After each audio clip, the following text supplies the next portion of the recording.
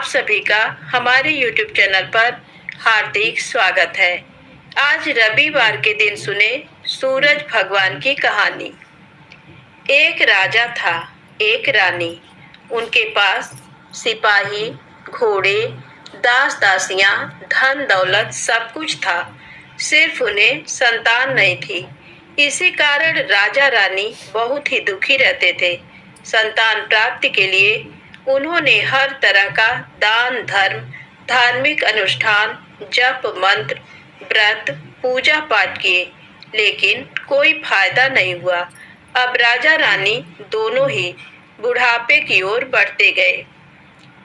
बुढ़ापे की ओर बढ़ते गए तो होता क्या है कि दोनों गहन सोच में पड़ गए। अब हमारे इतने बड़े राज्य का क्या होगा? कौन बनेगा इस राज्य का वारिस? कौन लेगा प्रजा की जिम्मेदारी? राजा रानी दिन रात इसी चिंता में घुलने लगे। उन्हें खाने पीने की भी सुध नहीं रहती। तो एक सुबह राजा के दरबार में एक साधु आता है। तो दासी रानी को इत्तिला करती है। तब वह दासी से कहती है, ये मेरा अंतिम दान धर्म है। इसके बाद मैं अपने हाथों से कोई दान धर्म नहीं करूंगी। रानी चावल भरा छाछ हाथ में लेकर बाहर आती है और साधु की झोली में भिक्षा डालने आगे बढ़ती है। तो उसके चेहरे पर छाई उद्विग्नता साधु की दृष्टि में आती है। वह उससे पूछता है, रानी साहिबा, क्या हुआ है? आप क्यों इतनी उदास हैं? तब रानी साधु को सारी हकीकत बताती है और सिसकने लगती है। उस पर वह साधु कुछ पल गंभीर हो जाता है और कहता है, चिंता मत करना रानी साहिबा, आपकी संतान की इच्छा पूरी हो जाएगी। आपकी कोख से एक पुत्र जन्म लेगा। मात्र वह 14 साल तक ही आप लोगों को मिलेगा। उसके आगे वह इस मृत्यु लोक में नहीं रह पाएगा। इससे बढ़कर आपको कुछ देना मेरे लिए संभव नहीं है। अपनी बात पूरी करते उसने अपनी झोली में हाथ डाला, थोड़ी सी भभूत निकालकर रानी को दी और कहा, आप और महाराज दोनों इसे बांटकर ग्रहण करना। तुम्हें जल्द ही पुत्र प्राप्ति होगी। इतना कहकर साधु अपनी राह चला गया। उसके जाने के बाद रानी सोचने लगी, 14 साल तो 14 साल ही सही, उतने समय के लिए हमें पुत्र मिलेगा, यही काफी है। उतने साल तक मैं उसे जी जान से बड़ा करूंगी, उसे ढेर सारा प्यार दुलार दूंगी, अपनी संतान की मुराद पूरी करूंगी। उस रात अपना सारा राजकाज खत्म करके राजा जब रानी के महल में गए तो रानी ने राजा को सारी बात बताई और साधु की दी हुई भभूत राजा को दिखाकर बोली, साधु महाराज ने ये भभूत हम दोनों को ग्रहण करने को कहा है। राजा बोले, इतना दान धर्म किया, जप तप किया, कोई फल नहीं मिला। अब इस भभूत से हमें संतान प्राप्त होगी क्या? उस पर रानी बोली, जब इतना सब कुछ किया तो अब ये भी सही, खामख्वाह उस साधु के क्रोध को क्यों बुलावा दें। राजा को अब किसी पर विश्वास नहीं था, पर रानी को दुख न पहुंचे इसलिए वह राजी हो गया। राजा रानी दोनों नहाते धोते हैं, फिर अपने भगवान का नाम स्मरण करते हैं, अपने पुरखों को स्मरण करते हैं और उस साधु महाराज का नाम स्मरण करके वह भभूत बांटकर दोनों खाते हैं। उसके बाद दोनों निश्चिंत होकर सो जाते हैं। तो कुछ दिन गुजर जाते हैं और साधु द्वारा कहे अनुसार रानी गर्भवती हो जाती हैं। उस पर राजा रानी दोनों की खुशी गगन में नहीं समाती। राजा रानी से बोला, महारानी, सचमुच साधु महाराज की कृपा हो गई। तो 9 माह 9 दिन और 9 घंटे पूरे होकर रानी ने एक सुंदर गोरे चिट्टे पुत्र को जन्म दिया। राजा ने बड़ी धूमधाम से पुत्र का नामकरण किया। सारे राज्य में 8 दिन तक अन्न संतर्पण रखा, उत्सव मनाया गया। अब पुत्र की कुंडली देखने के लिए राज्य के सबसे विद्वान पंडित जी को बुलाया। तो कुंडली देखकर पंडित जी बड़े चिंतित हो गए। कहने लगे, महाराज, हमारा राजपुत्र सिर्फ 14 साल तक हमारे पास रहेगा। राजा को इस बात की भनक थी ही, रानी को भी। साधु महाराज की बात याद थी। दोनों चुप रह जाते हैं। उसके बाद राजा और रानी बड़े प्यार से बेटे की परवरिश करते हैं, उसकी हर ख्वाहिश पूरी करते हैं। थोड़े समय के लिए ही सही, भगवान ने संतान की अपनी मुराद पूरी कर दी। इससे वे समाधान मानते हैं। राजपुत्र दिन प्रतिदिन बड़ा होता है। जब वह 7 साल का हो जाता है तो राजा एक अच्छे गुरु की नियुक्ति करके उसे पढ़ाई लिखाई, राजशास्त्र, शस्त्र विद्या, घुड़सवारी इत्यादि 12 विद्याओं का शिक्षण देते हैं। जब वह सब शास्त्र विद्या में पारंगत हो जाता है और 12 साल की उम्र का हो जाता है, तब एक अच्छी सी राजकन्या खोजकर उसकी शादी कर देते हैं। तो 2 और साल बीत जाते हैं। बेटा 14 साल का हो जाता है।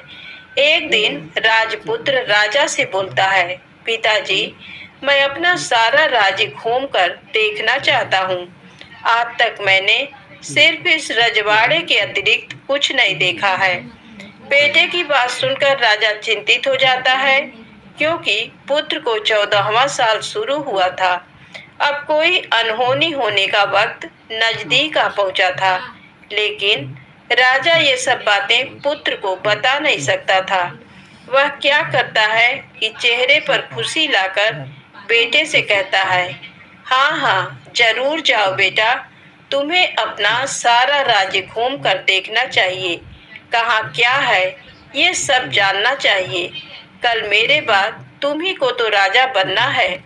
मात्र एक बात का ध्यान रखें, तुम जहाँ जा रहे हो, क्या कर रहे हो, ये बात अपनी पत्नी को नहीं बताना। पुत्र कहता है, ठीक है पिताजी, आपने जो कहा है मैं वैसा ही करूँगा।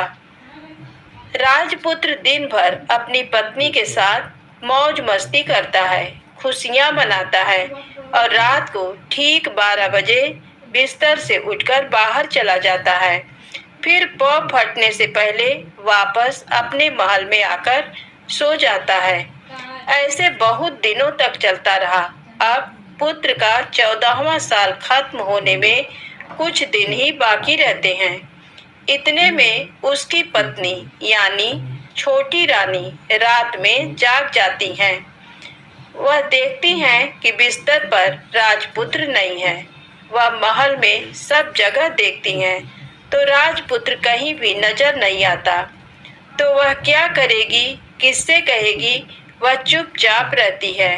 फिर भोर होने पर वह देखती है कि उसका पति अपनी जगह सोया हुआ है। वह पति से कुछ नहीं पूछती, लेकिन दूसरी रात भी वैसे ही होता है। तीसरी रात, चौथी रात, ऐसे बहुत दिन तक चलता है। रानी बहुत ही चिंतित हो जाती है। पति रात को जाता कहाँ है, किससे मिलने जाता है? उसके मन में ढेर सारे सवाल उठते हैं, लेकिन उसे पूछने में डर लगता है। शायद पति गुस्सा कर बैठे। सास ससुर से पूछने के बारे में सोचा तो उसकी कुल मर्यादा बीच में आ जाती थी। तो इस तरह मन ही मन वह कुढ़ती रहती थी। इस हालत में उसे खाने पीने में दिलचस्पी नहीं होती। वह दुबली पतली हो जाती है। तो उस राज्य में फूल बेचने वाली एक बूढ़ी मालिन थी। वह हमेशा छोटी रानी को फूल देने उसके महल में आती थी। उस बुढ़िया का ध्यान छोटी रानी पर जाता है। वह उससे पूछती है, बेटी, तुम्हें किस बात का दुख है? तुम इस तरह सूखकर कांटा क्यों बनी हो? उस पर रानी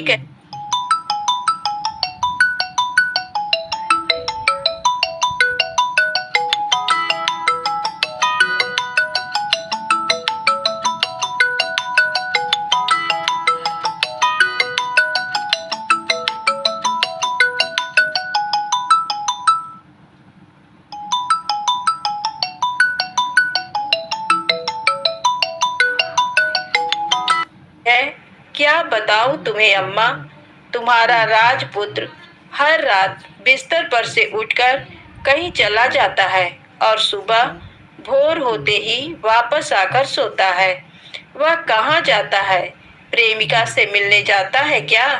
ये सोच सोचकर मैं अन्न जल ग्रहण नहीं कर पाती और सूख सूख कर इस तरह कांटा बन गई हूँ।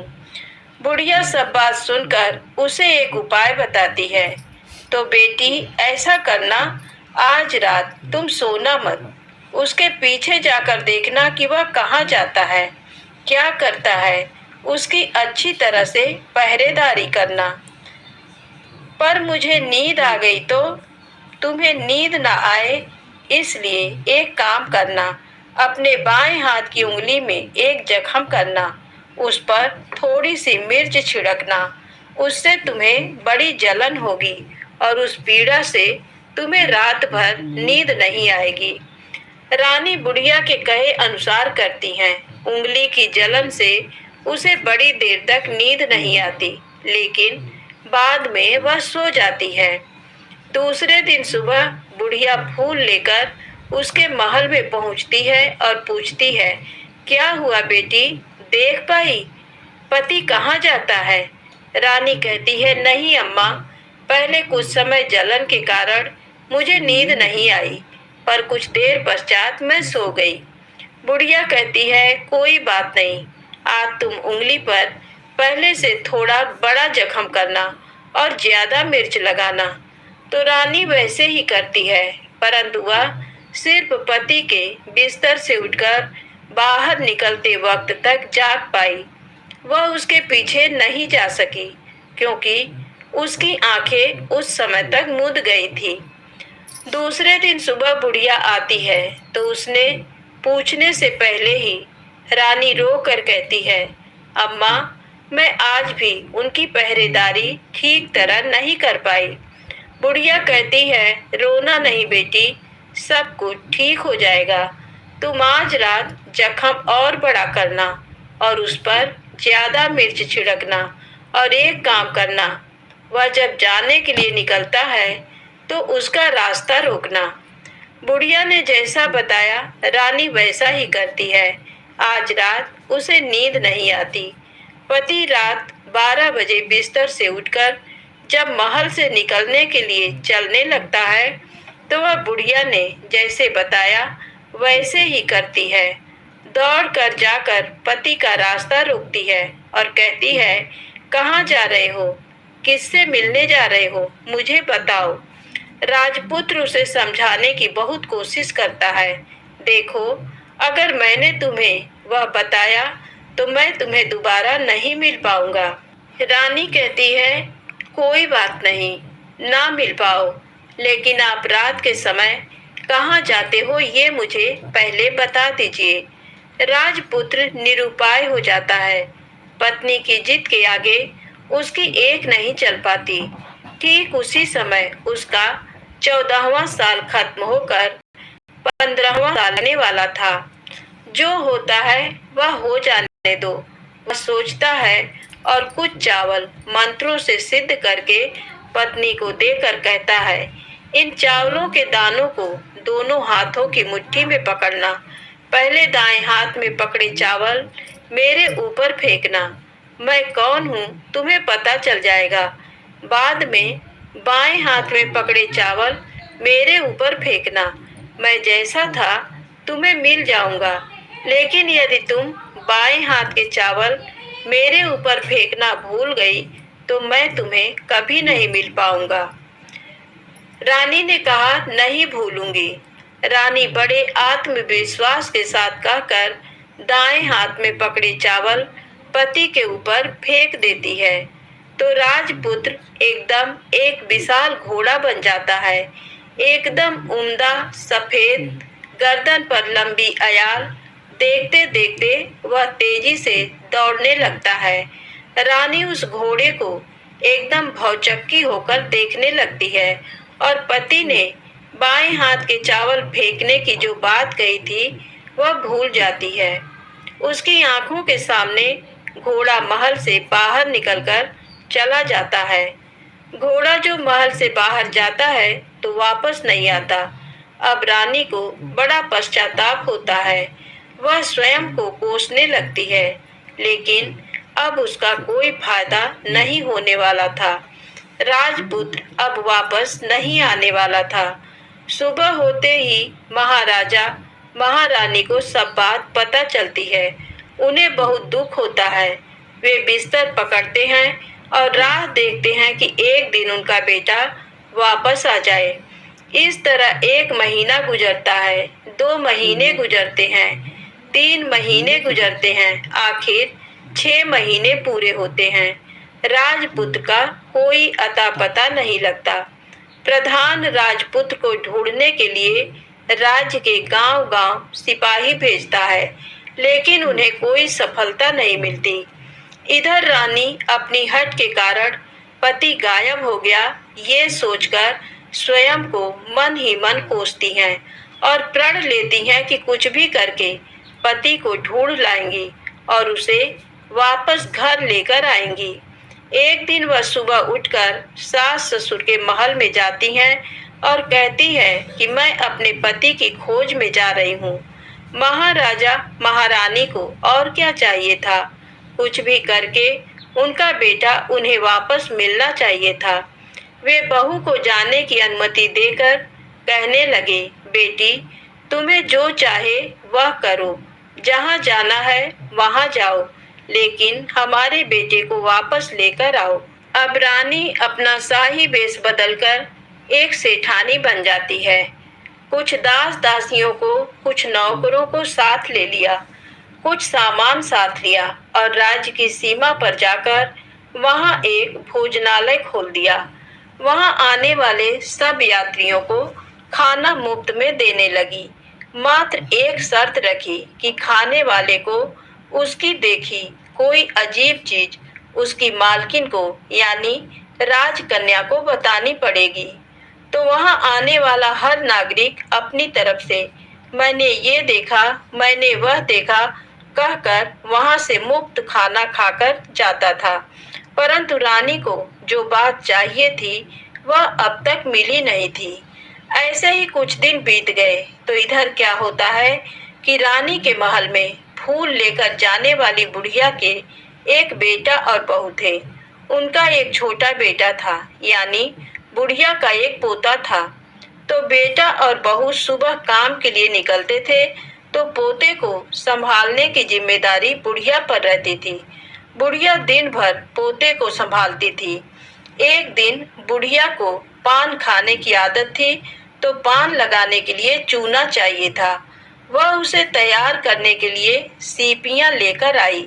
इन सीपियों को भूनने के लिए गोबर के कंडे चाहिए थे। कंडे इकट्ठा करने के लिए वह बांस की टोकरी लेकर चरवाहे के मैदान में गई। वहां बहुत सारे कंडे थे। उन्हें जमा करते करते उसे घर आने में अंधेरा हो गया। इस ओर शाम होते ही काम से वापस बेटा बहू घर पहुंचे तो देखा कि बच्चा घर पर अकेला है और रो रहा है।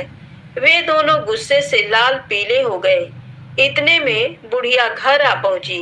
बेटा ने पूछा, पोते को घर अकेला छोड़कर कहाँ गई थी? बुढ़िया बताने लगी कि मैं गोबर के कंडे इकट्ठे करने गई थी। इस पर बेटा बोला, दोबारा बच्चे को अकेला घर पर छोड़कर यदि कहीं गई तो मैं तुम्हें बहुत पीटूंगा। बुढ़िया कहने लगी, नहीं बेटा, फिर कभी ऐसा नहीं करूंगी। लेकिन दूसरे ही दिन बुढ़िया वह बात भूल गई और फिर चरवाहे के मैदान पर कंडे इकट्ठा करने चली गई। शाम को जब बेटा बहू काम से वापस लौटे तो देखते हैं कि बच्चा घर पर अकेला है और रो रहा है। अब उसके बेटे की सहन शक्ति खत्म होने लगी और बुढ़िया के वापस आने पर उसे घर से निकाल दिया। बुढ़िया रात भर घर के बाहर अंधेरे में बैठी रही और सुबह होते ही हाथ में टोकरी लेकर कंडे इकट्ठा करने के लिए निकल गई। उस दिन उस पर कंडे इकट्ठा करने का मानो पागलपन सवार था। कंडे इकट्ठा करते करते कब अंधेरा छा गया उसे मालूम ही नहीं चला। उसे जब ध्यान आया तो गांव का रास्ता भी ठीक तरह से दिखाई नहीं दे रहा था। वह अंधेरे में आंखें फाड़कर देखती देखती किसी तरह आगे निकल पड़ी। तो होता क्या है कि एक कपिला गाय छन छन की आवाज करते, गले की घंटी बजाते ठुमक कर उस मैदान पर आ गई। उसे देखकर बुढ़िया सोचने लगी कि इस गाय के पीछे पीछे जाऊंगी तो गांव तक पहुंच जाऊंगी। तब बुढ़िया उसके पीछे पीछे जाने लगी। वह गाय क्या करती है कि उस मैदान से लेकर एक एक करके 6 मैदान पार करती है। आखिर में वह 7वें मैदान पर पहुंचती है। तो वहां क्या होता है कि उस मैदान पर एक बड़ा सा पत्थर है। गाय जाकर उस पत्थर को अपना सींग मारती है। सींग मारा तो वह पत्थर दूर हट गया और पाताल में नीचे जाने की सीढ़ियां दिखाई देने लगी। तब वह गाय उन सीढ़ियों से नीचे जाने लगी। बुढ़िया वह सब देखती रही और झट जाकर गाय की पूंछ को पकड़ लिया। पूंछ पकड़कर वह गाय के साथ नीचे पाताल में पहुंच गए। पाताल में पहुंचते ही तुरंत गाय की पूंछ छोड़ दी और इधर उधर देखने लगी। वहीं से बुढ़िया ने देखा कि पाताल में सब जगह जगमगाहट है। दिया दीप जलते हैं और तेज रोशनी गाय के ऊपर पड़ती है और वहां अद्भुत घटनाएं घटने लगी। गाय के नीचे जाते ही उसके गले में अपने आप सांकल पड़ गई और छम छम करके कोई दुधाड़ी में गाय का दूध दूहने लगी।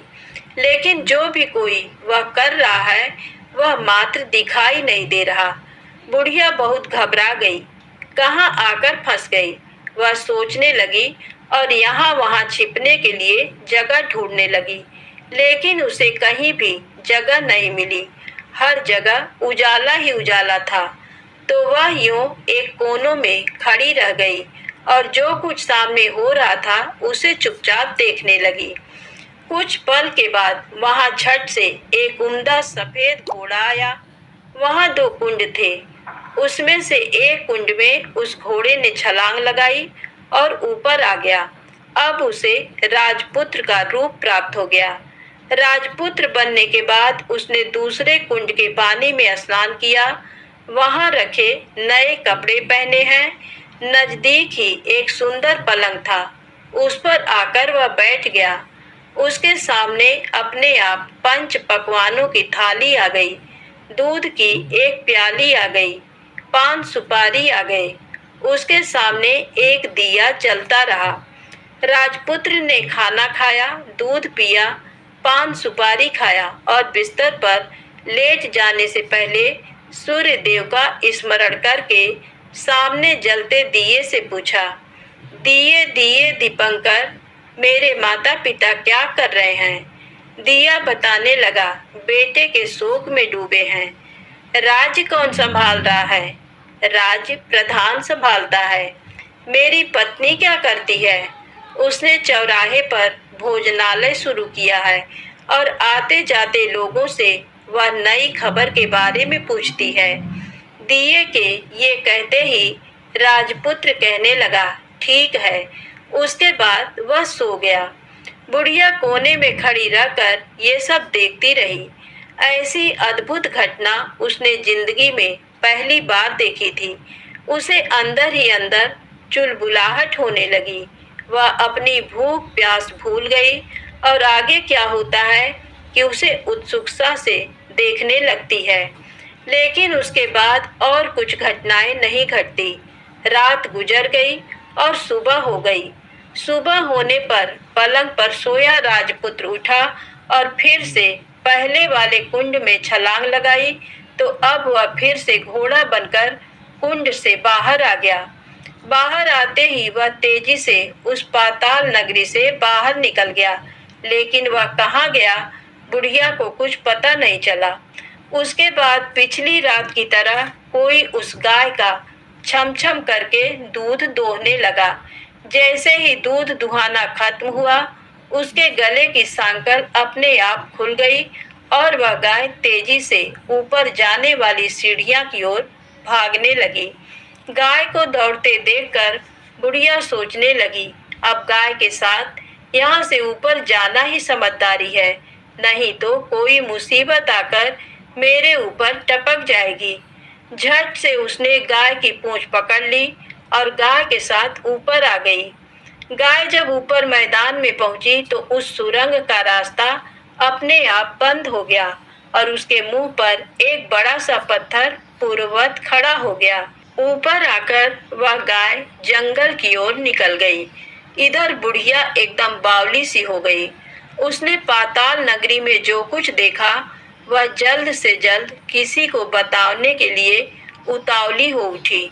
उसे एकदम याद आया कि नगर की सीमा पर कोई औरत भोजनालय चलाती है और नई बात बताने वाले को अच्छा खाना पीना मुफ्त में देती है।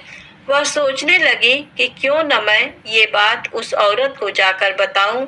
यदि उसे ये बात पसंद आ गई तो बाकी जीवन खाने पीने की झंझट से मुक्ति मिलेगी। बुढ़िया ने मन में तय किया और तुरंत उस भोजनालय के द्वार पर टंगे नगाड़े के सामने खड़ी हो गई और जोर जोर से नगाड़ा बजाना शुरू कर दिया।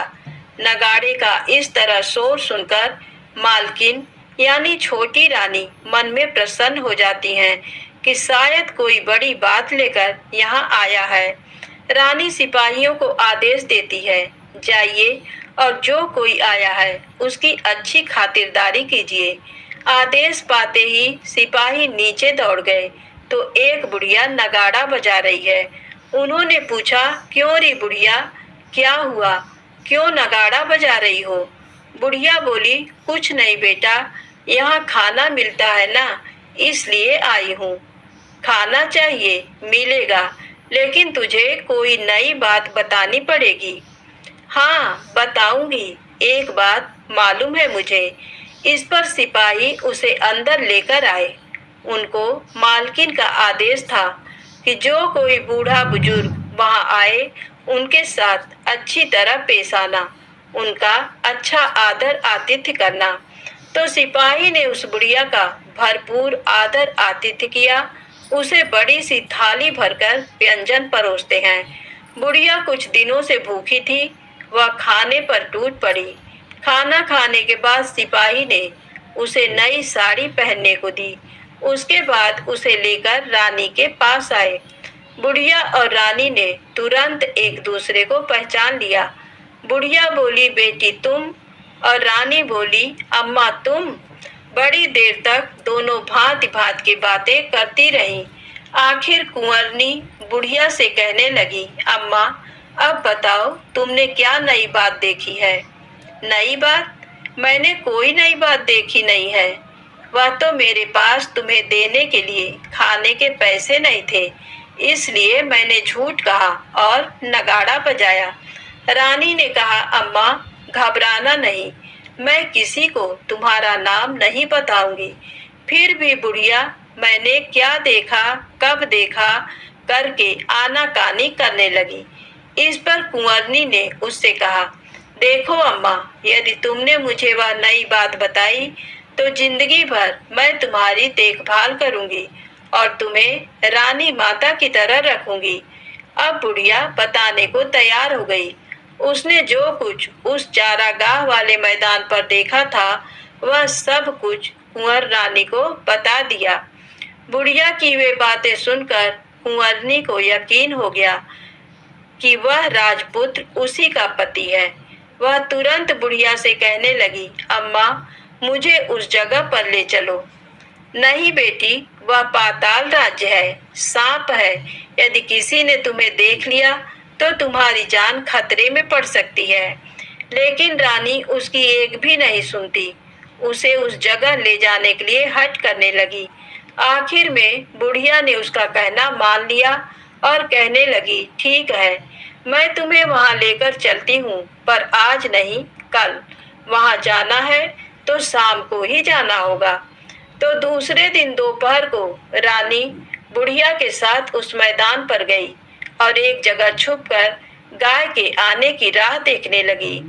दिन ढलते ही अंधेरा घेरने लगा और गाय हमेशा की तरह वहां आ गई। मैदान के उस कोने में जाकर उसने पत्थर पर सींग मारा। तो झट से पत्थर हटकर वहां सुरंग में जाने का रास्ता खुल गया। गाय उस रास्ते से नीचे उतरने लगी तो बुढ़िया रानी से कहने लगी, जल्दी आगे बढ़ो, हम गाय की पूंछ पकड़कर नीचे उतरेंगे। तो दोनों गाय की पूंछ पकड़कर नीचे उतर गईं। बुढ़िया पहले जिस कोने में छिपी थी उस कोने में छिप गई।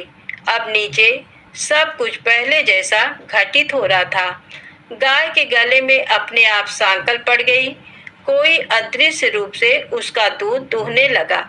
एक सफेद उम्दा घोड़े ने आकर एक कुंड में छलांग लगाई तो राजपुत्र के रूप में ऊपर आया। वह राजपुत्र दूसरे कुंड में नहाने लगा। बाद में उसके सामने खाने की थाली आ गई, दूध की प्याली आ गई, पान बीड़ा आ गया। राजपुत्र सब ग्रहण करके सोने के लिए पलंग पर गया तो सोने से पहले सूर्य देव का स्मरण करके वह दिए से पूछने लगा, दिए दिए दीपंकर, मेरे माता पिता क्या कर रहे हैं? तो दिया कुछ जवाब नहीं देता बल्कि वह बुझने लगता है। तब राजपुत्र को कुछ अघटित हुआ है इसका संदेह हो गया है। वह उदास हो गया और जो कुछ हुआ है वह हो जाने दो ऐसा सोचकर सोने के लिए बिस्तर पर लेट गया। अब रानी का संयम छूट गया। वह दौड़कर पति के पास गई और उसके पैर पकड़ने के लिए आगे बढ़ने लगी। राजपुत्र तुरंत ही पत्नी को पहचान गया। वह झट से पीछे हट गया और चिल्लाने लगा, नहीं नहीं, मुझे मत छूना, सर्वनाश हो जाएगा। रानी दोनों हाथ जोड़कर पति से अपनी भूल स्वीकार करने लगी। स्वामी, मुझसे भूल हो गई। मुझे आपसे नहीं पूछना चाहिए था कि आप रात को कहाँ जाते हो। मैं अपनी भूल स्वीकार करती हूँ। मुझे मेरी भूल की सजा मिल गई है। अब आप घर चलें। आपके वियोग में आपके माता पिता ने बिस्तर पकड़ लिया। आपकी प्रजा भी बहुत दुखी है। उस पर राजपुत्र कहने लगा, वही तो एक बार तुम गलती कर बैठी हो, अब दोबारा मत करना, नहीं तो अब मैं तुम्हें जो दिख रहा हूँ वो अभी नहीं दिखूंगा। रानी अब विलाप करने लगी, जोर जोर से जमीन पर सिर पटकने लगी। राजपुत्र के मन में उसके प्रति दया उत्पन्न हो गई। वह उससे कहने लगा, यदि तुम मुझे पाना चाहती हो तो तुम्हें एक काम करना होगा। काम कठिन है लेकिन वह तुम्हें अकेले करना होगा। रानी ने कहा, कहो स्वामी, कितना भी कठिन काम हो मैं वह पूर्ण करूंगी। रानी कहने लगी। इस पर राजपुत्र ने उसे बताया, इस पाताल से ऊपर जाते ही तुम्हें एक घना जंगल नजर आएगा। ऐसे 6 जंगल पार करने के पश्चात 7वां जंगल मिलेगा। वह जंगल सबसे घना है। उस जंगल में बीचों बीच एक पीपल का पेड़ है। उसके आसपास की जगह पत्ते, फंदे, जटाएं, कांटे इत्यादि से ढक चुकी हैं। वहां बाघ, शेर, भालू, सांप सभी धमा चौकड़ी बैठती है। तुम्हें उन सबको भगाकर वह जगह साफ करनी है।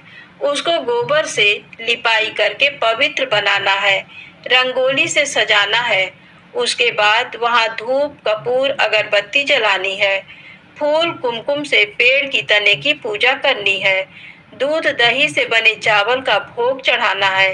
ये सब तुम्हें दोपहर को 12 बजने के पहले करना है। 12 बजने के समय तुम्हें उस जगह पर बैठकर सूर्य भगवान का ध्यान करना है। ठीक 12 बजे सूर्य भगवान का रथ वहां उतरेगा। वे वह सब देखकर खुश हो जाएंगे और कहेंगे, जिस किसी ने ये सब किया है उसे मैं मनचाहा फल दूंगा। तो तुम सामने जाकर उसके रथ का दाहिना घोड़ा मांगना, मैं तुम्हें मिल जाऊंगा। इतनी बात कहकर राजपुत्र अपने पलंग पर सो गया और छोटी रानी भोर होने की राह देखने लगी। भोर होते ही वह बुढ़िया के साथ गाय की पूंछ पकड़कर ऊपर आ गई।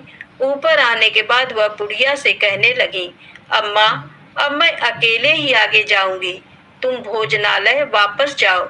वह जंगल में जाकर राजपुत्र की बताई जगह ढूंढने लगी और स्वयं आरी से वह जगह साफ कर दी। बाद में राजपुत्र ने जैसे बताया वैसी लिपाई पुताई करके वापस आ गई। दूसरे दिन पौ फटने से पहले उठी और जंगल में उस जगह पहुंची। वहां जाकर इत्र गुलाब का पानी छिड़क कर वह जगह सुगंधित की। धूप अगरबत्ती जलाकर उसे पवित्र किया और पूजा की। सब सामग्री वहां तैयार रखकर सूर्य भगवान का ध्यान करने बैठ गई। जैसा कि पति ने बताया था, दोपहर को ठीक 12 बजे सूर्य भगवान का रथ उस पीपल के पेड़ पर आकर रुका है। सूर्य भगवान ने जब रथ से नीचे देखा तो सुगंधित वातावरण देखकर वे बहुत प्रसन्न हो गए। फिर वे बोले, जिस किसी ने ये काम किया है वह यहाँ आकर आज मुझसे कुछ भी मांगे, मैं उसे दे दूंगा। रानी ने जब ये शब्द सुने तो बिना समय गंवाए दौड़कर उनके सामने आ गई और उनको साष्टांग नमस्कार करके बोली, भगवान, वह मैं ही हूँ, मैंने ही ये जगह साफ की है। अच्छा, तो तुम्हें जो चाहिए वह मांगो। भगवान, मुझे मुझे आपके रथ का दाहिना घोड़ा चाहिए। सूर्य भगवान बोले, नहीं नहीं, मैं तुम्हें और कुछ भी दे सकता हूँ, लेकिन ये घोड़ा नहीं दे सकता। मेरे रथ के 12 घोड़े हैं, तुम चाहो तो कोई और घोड़ा मांग लो, लेकिन ये दाहिना घोड़ा नहीं, वह मैं तुम्हें नहीं दे सकता।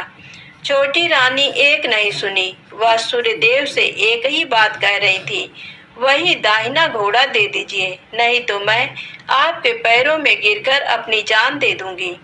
अब सूर्यदेव धर्म संकट में पड़ गए। उन्होंने वचन दे दिया था, अब अपने वचन से पलट भी तो नहीं सकते थे। तब सूरज भगवान ने बोला, मैंने तुम्हें घोड़ा दे दिया, लेकिन घोड़ा तो दिया है, वह तुम्हें यहाँ नहीं मिलेगा, तुम्हें उसे पाताल में जाकर लाना होगा। रानी बोली, पाताल में ही क्या भगवान, मैं उन्हें पाने के लिए कहीं भी जा सकती हूँ। रानी को वचन देकर सूर्यदेव अपने मार्ग चले गए और इधर रानी जंगल से अपने भोजनालय में आ गई। फिर वह बुढ़िया को लेकर उस मैदान पर आ गई। जल्दी ही शाम हो गई। शाम होते ही वहां वह गाय आ गई और उसने सींग मारकर सुरंग का पत्थर हटाया तथा नीचे उतरने लगी। रानी और बुढ़िया जल्दी जल्दी उसकी पूंछ पकड़कर नीचे उतर गईं। नीचे पाताल में सब घटनाएं पहले की तरह ही घटने लगीं। घोड़े का एक कुंड में नहाकर राजपुत्र बन जाना, नहा धोकर पलंग पर जाकर बैठना, तो उसे खाने की थाली, दूध की प्याली आना, पान बीड़ा आना। लेकिन आज एक बात नई घटी। आज 2-2 थाली, 2-2 दूध की प्याली, 2-2 पान बीड़े उसके सामने आए। वह कुछ नहीं बोला। अपने हिस्से की थाली खाकर, दूध पीकर और पान बीड़ा चबाकर वह सोने चला गया और हमेशा की तरह दिए से पूछने लगा, दिए दिए दीपंकर, मेरे माता पिता क्या करते हैं? दिया ने बताया, वे दोनों तुम्हारे शोक से मरने की स्थिति में पहुंच गए हैं। ऐसा झट से उसकी आंखों से आंसू टपकने लगे। फिर वह पूछने लगा, दिए दिए दीपंकर, मेरा राज्य कौन चला रहा है? तुम्हारा राज्य प्रधान चला रहा है और वह सब कुछ हड़प चुका है। वह प्रजा पर बहुत अत्याचार कर रहा है। सुनकर राजपुत्र को बहुत गुस्सा आया। वह गुस्से से अपनी मुट्ठी भींचने लगा।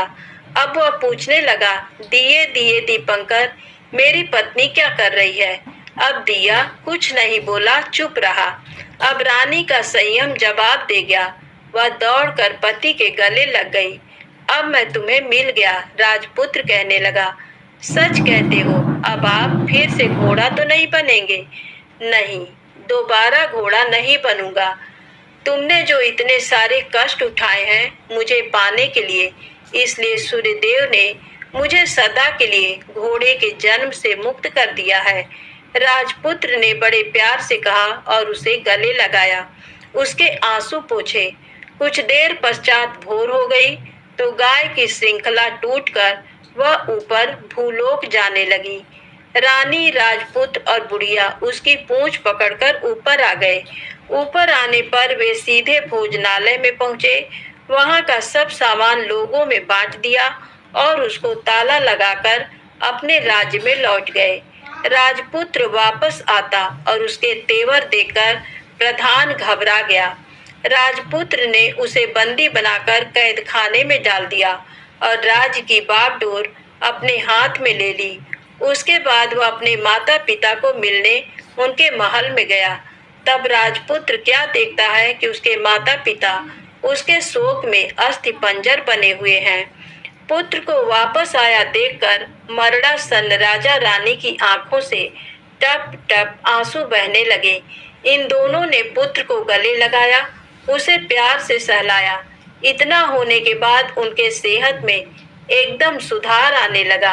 वे अब बिस्तर से उठकर बैठ गए हैं, पुत्र को आशीष देने लगे।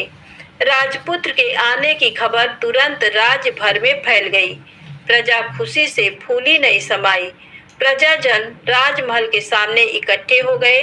राजपुत्र ने भी उन्हें दर्शन दिए और आज से उन्हें कोई दुख नहीं पहुंचाएगा, ऐसा वचन भी दिया। अब राजा अपने पुत्र का राज्याभिषेक करके उसे सिंहासन पर बिठाता है और बहू को महारानी का दर्जा देता है और स्वयं अपनी पत्नी के साथ ईश्वर स्मरण करते खुशी से दिन बिताता है। महाराजा बना राजपुत्र अच्छी तरह से राज्य चलाने लगा और अपनी पत्नी के साथ सुख शांति से जीवन बिताने लगा।